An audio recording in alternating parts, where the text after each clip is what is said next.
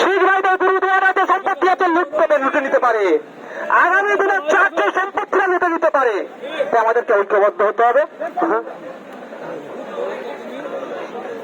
লুটে দিতে পারে। তাই বলবো আপনাদেরকে, আমাদেরকে সজাগ সতর্ক থাকতে হবে, কারো প্রয়োজনে পা দেবেন না।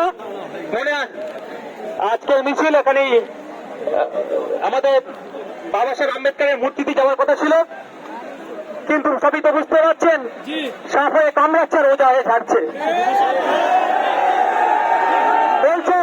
বলছে মহাকাবকে আটকাবো, কিন্তু এখানে আমাদেরকে আসতে দিচ্ছে না। যাক, সবার শেষে ভাই একটা অস্ত্র আমাদের কাছে রাখতে হবে। অস্ত্রটার নাম কি জানেন? অস্ত্রটার নাম কি বলুন তো? ডান্ডা লাগবে না, ডান্ডা লাগবে না। এইটাকে ঠিক করুন, এটাকে ঠিক করুন। কিন্তু দুর্ভাগ্যের বিষয়, এটা ঠিক করার জায়গাটাই রাজ্য সরকার শেষ করে দিচ্ছে। 8,000 শিক্ষা প্রতিষ্ঠান বন্ধ হতে চলেছে। মাদ্রাসাগুলোতে টিচার নাই, স্কুলগুলোতে টিচার নাই। যদিও কিছু টিচার নিয়োগ হয়েছিল, অবৈধ পন্থা অবলম্বন করে নিয়োগ করে বাতিল হয়ে গেছে।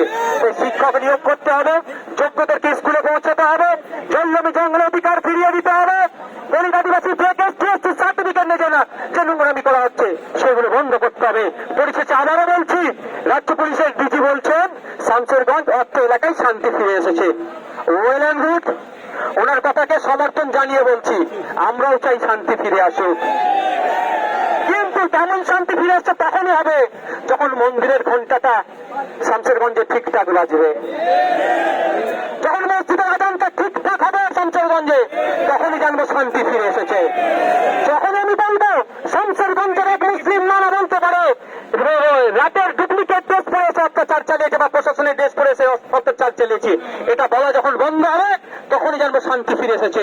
তখনই আমি জানবো শান্তি ফিরে এসেছে যখন বৈষ্ণবনগরে যারা গিয়েছে তারা নাকি তাদের অভিযোগ তাদের উপরে অত্যাচার হয়েছে, বৈষ্ণবনগর থেকে তারা তাদের মাতৃভূমিতে যখন ফিরে আসবে তখন অস্বস্তিকে স্বীকার করবে শান্তি ফিরে এসেছে। রাজ্য সরকারের কাছে আমি বলে রাখলাম, অবিলম্বে মন্দির মসজিদে আপনার ঘন্টা থেকে আজান যাতে দ্রুত হয় তার ব্যবস্থা হোক, এবং সাথে সাথে আমাদের যার ভাইরা ক্ষতিগ্রস্ত হয়েছে রাজ্য সরকার দায়িত্ব নিয়ে তাদের ক্ষতিপূরণ করুক।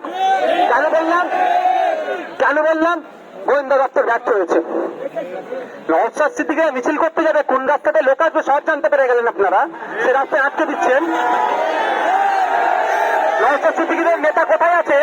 নওশাদ সিদ্দিকীর নেতা কোথায় আছে? গত রাত থেকে গিয়ে তাদের বাড়ি বাড়িতে পুলিশ গিয়ে বলছে তোদের মিটিংটা ক্যান্সেল হয়ে গেছে রে, এইটা বলাতে আপনারা পাচ্ছেন, নওশাদ সিদ্দিকীর নেতা খুঁজে পাচ্ছেন। তাহলে একটা এলাকায় অশান্তি হয়, আপনারা গোয়েন্দা বিভাগ কি করছে? গোয়েন্দা বিভাগ যদি ব্যর্থ হয় তাহলে তুলে দিন, ওএলএক্সে বেঁচে দিয়ে পেঁয়াজ নিয়ে নিন, ওএলএক্সে বেঁচে নিন, আর না আমাদেরকে দায়িত্ব দিন। আমার পুলিশ, বেঙ্গল পুলিশ, আমার ক্যালকাটা পুলিশ সাফিসিয়েন্ট না থাকলেও ভ্যাকান্সি প্রচুর। বেচারীদেরকে 16 ঘন্টা 18 ঘন্টা ডিউটি করতে হচ্ছে, তার বিরুদ্ধেও আমরা বেচারীদেরকে দিয়ে দিচ্ছি না ঠিকঠাক, তার বিরুদ্ধে বিধানসভায় আমি বারবার সোচ্চার হয়েছি, দিয়া হোক দিয়ে। তারপরে বলছি আমাদের যা পুলিশ আছে যদি নিরপেক্ষ কাজ করতে দেয় না, এই দাঙ্গাবাজদের মেরে ঠান্ডা করে ফেলবে আমার পুলিশ। আমাদের পুলিশ, ক্যালকাটা পুলিশ, আমাদের বেঙ্গল পুলিশ, আমাদের গর্ব। কিন্তু দুর্ভাগ্যের বিষয় রাজনীতিকরণ হয়ে যাচ্ছে, ফলে দাঙ্গাবাজদের জন্য লাঠিটা পেছন দিকে রাখছে, আর যারা সংবিধানকে প্রতিষ্ঠা করার চেষ্টা করছে, সংবিধানের আক্রমণ হচ্ছে, যাগুলোকে আটকানোর চেষ্টা করছে তার বেলায় লাঠি তুলছে। বন্ধুগণ, এর জবাব আমরা কবে দেবো? গণতান্ত্রিক প্রক্রিয়াতে। এই আন্দোলন শুধু 2026-কে সামনে রেখে নয়, এই আন্দোলন 6 মাস 1 বছর চললে অসুবিধা হবে কারো? আগামী দিনে কলকাতায় আমরা অবস্থান বিক্ষোভ করব, শান্তিপূর্ণ অবস্থা আসবেন। আজকে এখানে বক্তব্য এখানে শেষ করছি।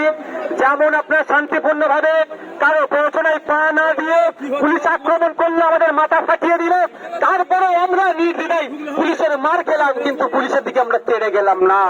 এটা আইএসএফ এর আদর্শ। ঠিক একইভাবে আপনারা শান্তিপূর্ণ ভাবে এখান থেকে বিদায় নেবেন।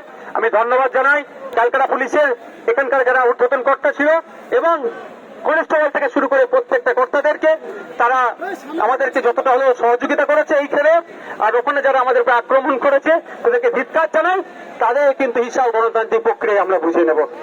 আপনারা আস্তে আস্তে এখান থেকে বিদায় নেন, এখানে একটু স্লোগান দিয়ে বিদায় নেবো। প্রসেনজিতা কোথায়? প্রসেনজিতা কোথায় আছে?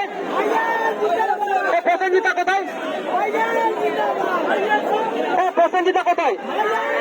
পরে কথা হবে, পরে কথা হবে। এই প্রসেনজিৎটা কোথায়?